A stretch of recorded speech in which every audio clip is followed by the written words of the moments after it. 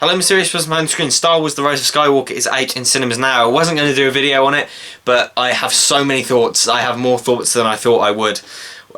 So I just want to talk and get it out on camera. We've got the Star Wars shelf behind me there. Bit of background for my thoughts on the films. I did rewatch every single one and all of the Clone Wars TV show, which I can't believe I managed to get through all that in the run-up to The Rise of Skywalker. But yeah, it was fantastic. Phantom Menace has aged horrendously, but I can have fun with it if I just stick it on and turn my brain off. Attack of the Clones is the worst one, but there's some fun character moments and some just stuff in there that I really like. Revenge of the Sith is, I think, my favourite of the prequels. I don't think it's the best of the prequels, but it's my favourite. It's the one I enjoy watching. I think all the emotional stuff works fairly well in that. Rogue One and Solo I find to be pretty dull. The last act of Rogue One is some of the best Star Wars ever, but the preceding two acts are just and Solo just didn't need to happen, and I just find it a bit dull, but it's alright, it's a bit of fun. Star Wars and The Empire Strikes Back are masterpieces. They will continue to inspire generations to come, particularly that first film. Every time I watch that, I just get inspired to do stuff and go out and make stuff, and I just think that first film is just fantastic. What's next? Return of the Jedi is good, but could be a lot better. The second act does drag, however the third act is just, oh my god, I love the third act of Return of the Jedi so much. It's fantastic. Force Awakens I really enjoy. It's a lot of fun. On reflection, does play it too safe, but yeah, I really enjoy it. And The Last Jedi is a misunderstood classic. I adore that film. I could write essays and essays about why that film is so fantastic. But I'll sum it up here, but I'm just consistently comforted by the idea that film presents of failure is necessary to move on, and failure is necessary to create a better future for yourself. I love that idea. I just love The Last Jedi. I think it's an absolute, I just love it. It's like third in the rankings below Star Wars and Empire. I love it. So I have enjoyed all the sequel trilogy, which is an unpopular opinion. So going into this one, I saw the reviews, I was like, oh god, this looks like everything I was afraid of, because The Last Jedi was obviously very controversial. And I'd heard that it sort of goes out of its way to undo The Last Jedi and retcon some stuff from it, which is exactly what I didn't want, because I stick to your guns, and having now seen it, it is annoying that it does do that, and it does take some of the weight out of the themes of The Last Jedi quite a bit, but I sort of accepted that going in, so I sort of came to terms with it, which meant I could enjoy the film a lot more. And overall, I did say I would say I liked the film. I do have major issues with it, more nitpicks than anything. Like I just have little things that like, that's off, that doesn't make sense, what's that, that's weird. For the most part, I really enjoyed it though. So I'll mark it here. Spoilers going forward. My general opinion is I liked it. There were a lot of flaws. 3.5 stars out of 5 I gave it on Letterboxd, and I'll stick by that rating. I need to see it again, but yeah. So, spoilers. Right, okay, so the first act is fucked. The pace in the first act, it's all subjective of course, but I haven't seen that bad pacing in a big blockbuster like this for a long while.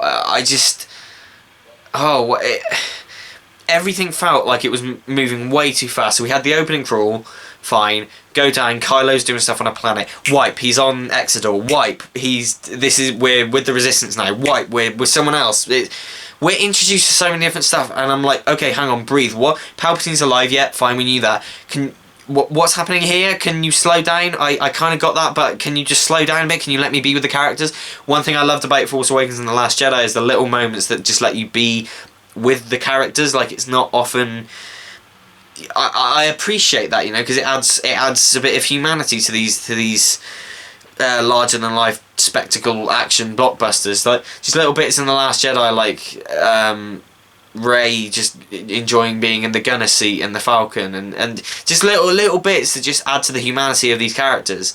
Thankfully, we hit the second act, they get on Kajimi, it kind of calms down a bit, and we get more of what I loved about the previous two. But that first act, I was sat there, I was so not angry, because I don't get angry at these type of things, but I was just annoyed that what was happening. It was just, And the editing I felt was so choppy. There's that bit, and they released a preview clip of this bit that I watched, and I thought that looks a bit dodgy. I hope that's better for the actual film. And it wasn't. It's the bit, for those of you who've seen it, in fact, yeah, you must have if you're watching the spoiler section, when they're getting the message from the spy at the start, and the guy says, "Win the war." He takes the thing out from R2-D2, then there's this really awkward cut where he's kind of already giving it to that guy, and it's like there feels like there's something missing there. It feels like that's been hacked up, and the whole first act felt like this, and the time that's passed between The Last Jedi and The Rise of Skywalker didn't help things, I think, because we've got all these characters who have clearly progressed. Rose is completely different, and I don't say I really like Rose. I liked Rose in The Last Jedi, and she's a completely different character and gets nothing to do. Everything just feels different, and I just, yeah, that first act I have an insane amount of problems with. Thankfully, when they get on Kajimi and when that starts to actually kick in, it gets a lot better. I still have nitpicks. This is just going to be a complete ramble. What was the point of the subplot wiping 3PO's memory? If they were going to do it, stick to their guns, wipe his memory, that's it, he's gone. But they don't. They do it. We have some funny, "Oh, who are you? I'm C-3PO." And then he meets R2-D2, and he's like, "Oh, your memory's back." And it's like, well, what was the point of that then? That told us nothing about 3PO's character at all. That I could forgive it if it was used to inform us about 3PO's character, if it was used to give some development, but it wasn't really. Anthony Daniels was really good, and there was nice emotional bits with him, you know, what we've done all this time, you know. But I didn't see the point of that. What else? I'm not sure this really validated the sequel trilogy's existence, and I've been really positive on the previous two sequel trilogy films, but it didn't really. I think if I would have improved the final battle, this might sound like complete fan wank and it might sound dreadful, you may hate this idea, but the Skywalker saga for me has always been intrinsically linked to Anakin Skywalker, and those of you are going to say, well, that's just from the prequels. His name is mentioned a lot in the originals. I feel like at the end, when Rey heard all those voices of Anakin and Ahsoka and Mace Windu and Adi Gallia and Obi-Wan and all that, I feel like Anakin should have showed up, Force Ghost, and I don't know, said something like, "You've been with me all my life," and weakened Palpatine, then disappeared so Rey could deliver the finishing blow, if you will. I feel like that would have linked it more to Anakin's story, because as it is even, it sort of feels like Anakin's story ends. He's the chosen one, he brings balance to the Force in Return of the Jedi. Then the sequel trilogy happens, and it's just an extension, and Rey, like, do you know what I mean? It feels a bit disconnected, which I didn't like, and I haven't felt that. I know a lot of people have felt that with Force Awakens and Last Jedi. I haven't felt that, but I did kind of with this, which was such a shame, really, because I really enjoyed the previous two, and I really wanted to be positive about this one, and I was, for the most part. It sounds like I hate it, but in general, this film felt a bit creatively bankrupt, in that it was everything that The Last Jedi wasn't, in terms of offering new ideas and new perspectives. And I like The Force Awakens, so I don't mind that. It just feels a bit, well, there has clearly not been a plan for this trilogy, and I hold my hands up. I was denying it. Everyone was saying this trilogy feels disjointed, and for the last year and a half I've been going, no, it's fine, it's really fine, but hold my hands up, yeah, this kind of shows that there was no plan at all, because it just feels so sort of disjointed when viewed in close proximity with the other two, which I have done because I watched everything leading up to this film. But no, there were lots of little things that I could nitpick and stuff like that I could go, that doesn't work, but it's more fun to talk about what you like after all, and thankfully, once the first act was gone and out of the way, I really did enjoy a lot of this film. I really, really loved Kylo Ren's stuff, and Kylo Ren has been a fascinating character, and I'm so glad that continued. When he redeemed himself by talking to a vision of Han Solo, saying the exact same lines that he said when he killed Han in The Force Awakens. I thought that was so clever. The whole, I know what I have to do, but I don't have the strength to do it. In The Force Awakens, he says that, kills Han. In this one, he abandons his persona of Kylo Ren and turns to the light side, which that was such a nice moment. I loved that. One of my biggest praises I can give to Star Wars, and it was evident in The Last Jedi, might be why I like that so much, is that it's so hopeful, and it's got messages of unity. And The Last Jedi in particular, with that boy at the end, was saying there are always good people out there who will stand and fight for good, and you have to believe that. And that was something that this film carried over. And I was just, when all hope was lost, when Poe was like, this is it, I can't do this anymore, we hear Lando, we hear and everyone is there, and that's like the whole galaxy after years of oppression from the Empire, and now the First Order, and now the Final Order. Everyone comes together because they stand up and say no, and I find that so... I'm welling up, actually. I find that so inspiring, and it's brilliant. And the fact that Lando's there, and Wedge, no one seems to be talking about the fact that Wedge Antilles was there from the original trilogy. It took me a while, because he's sort of there, and I sort of went, that's Wedge, because he sort of goes, nice shooting, Lando, and I was like, that is really quite cool. I really like that. But yeah, it's spectacle space battles, that's awesome. Rey hearing the voices of Jedi past, which I mentioned earlier, although I think they could have done more with that. Oh my god. Hearing Hayden Christensen as Anakin, because I grew up with the prequels, you know, they are kind of my Star Wars, and then this trilogy is the one that I've grown up with seeing in the cinema. So I certainly have I have fondness for both the sequels and the prequels. But hearing Hayden and Obi-Wan, Ewan McGregor and Alec Guinness, Rey, he says these are your final steps. In The Force Awakens you can hear Ewan McGregor going, these are your first steps. I love that little subtle payoff. Hearing Ahsoka motherfucking Tano, yes, I love the character of Ahsoka from the Clone Wars, and to see how she was treated by the Jedi in season 5 of the Clone Wars,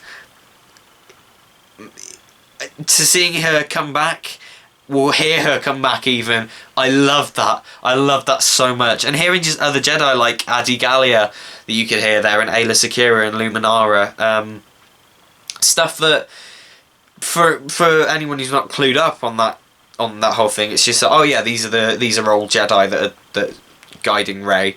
But for fans like me who know all these characters and are like, oh, that is so cool. And the film is very fan servicey, but you know what? I don't care. You know, I'm annoyed at the stuff it reverts from The Last Jedi, but when it gets to that pure just fangasm stuff, it's just awesome, you know.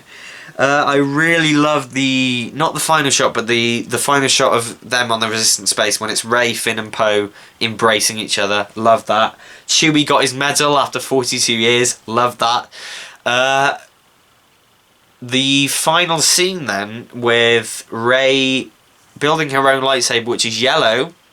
Dig that. Nice cool reference to some of the Legends stuff. And the Force ghosts of Luke and Leia are looking on, proud at Rey. And the old woman says, who are you? I'm Rey. Rey who? Rey Skywalker. It's going to piss a lot of people off, and I can understand why, because it's like Anakin killed the Emperor and now he's dead, and a Palpatine is the last Skywalker. You know what though? It fits in with The Last Jedi, in my opinion. It fits in with the whole thing of, it doesn't matter where you come from, it doesn't matter who you are, you can be great, you can be a hero. And I love that message, and it's turned into a gush fest for The Last Jedi, isn't it? But no, I love that message there, and to see that carry on, and she proudly proclaims, I am Rey Skywalker. Regardless of where she comes from, she is a hero, and she has won. And I find that so brilliant. Let's talk about Leia for a bit. They did the best they could. I can't imagine. People complain about it, and it is a bit disjointed, but it's the best they could do. At the end of the day, it was so sad what happened to Carrie Fisher, and I truly believe, had she not passed away, this film would be so different, because The Force Awakens was Han's film, The Last Jedi was Luke's film. I truly believe this was going to be Leia's film, and she does have a big role, but it's obviously very restricted by the fact that they've had to use deleted scenes from the other two. Like I said, they did the best they could, and ultimately I can't really complain about it, because that's all they could have done. I think they did a good job fulfilling her legacy, and I got a bit misty-eyed when she became one with the Force and Maz Kanata went, "Farewell, our princess." I was just like, oh fucking hell, this is a bit too much. And Leia got to be a Jedi. It turns out that she was being trained with Luke, which is really cool. We had de-aged Mark Hamill, which looked really cool. That looked like, oh my god, that's episode 6 Luke. De-aged Carrie Fisher looked a bit but it was like on screen for a matter of seconds, so I didn't really mind that too much. What else is there? When Lando showed up, I was like, yes. Because Lando's such a comforting presence, you know. When he showed up, it was just really nice. What else did I like? Babu Frick was really cool. Voiced by Shirley Henderson, I believe, which was cool to hear her. For those who don't know, Moaning Myrtle in Harry Potter. I apologise, I sound really bunged up. I've got a bit of a Christmas cold. It always happens, doesn't it? The music, as always, John Williams is a master. Ian McDiarmid is the Emperor. We gotta do it. But it wasn't like in Revenge of the Sith we got do it. This one was do it, and I was just I was nice to hear that. In general, I thought the Emperor was good. I don't think he needed to come back. It definitely felt like, oh shit, the Emperor's back! I didn't feel like he needed to come back particularly, but I think he was used well. I'm still not quite clear on what really happened with him, like how he was alive. Maybe I need to see it again. Maybe I'm being thick, but I feel like that could have... it just adds to my point. The first act just felt like, here's information, have the information, we're going to explain it to you at some point, but just here, have the information. It just felt like, gee, calm down, slow down, alright? Can I just let me take in one at a time? But yeah, there's a lot I liked. There's a lot I have flaws with, but I stand by my 3.5-star rating on Letterboxd, because I think that's fair. It's not a perfect film. It's definitely my least favourite out of the sequel trilogy. I think it's about on par with how much I enjoy sort of Revenge of the Sith. Not objectively, because objectively it is better than Revenge of the Sith, but I enjoy it about as much as that, I think. It is flawed, but I did like it. I'm fairly satisfied with the end of the saga, I think. At the end of the day, I don't think these sequels really needed to happen, but I'm glad we got them, because I really like Rey a lot. I think she's really cool. I really like Finn, and I really like Poe, and I really like some of the other characters that are introduced too. So, yeah, what is there to say? Domhnall Gleeson got the shaft a bit as Hux. It was like sort of... he got sort of pushed to the side, because he sort of got shot by General Pride, and it's like... I really kind of like Hux as a character. I wanted to see him go out better than that, but it's okay. It's stuff like that I have problems with, just little things. But overall, I did enjoy the film. I thought it was a lot of fun. All the stuff with Rey and Kylo, just fantastic. I really enjoyed the stuff on Kijimi. Some of the stuff in the first act was a lot of fun. I really enjoyed seeing the characters in the Resistance base and seeing them live, really, and live a life of solitude almost. But yeah, good film. Go see it. It's a Star Wars. Don't go into it with your expectations that high. Just go into it, enjoy the popcorn space adventure. At the end of the day, these Star Wars films, they're just films. They're films about space wizards meant for kids. You know, it's just enjoy it. Just enjoy it. It's not great, but it's pretty good. So yeah, those are my thoughts on The Rise of Skywalker. Tell me what you thought down below. If you like this, like, subscribe, comment. I'll see you in the next one. Take care now.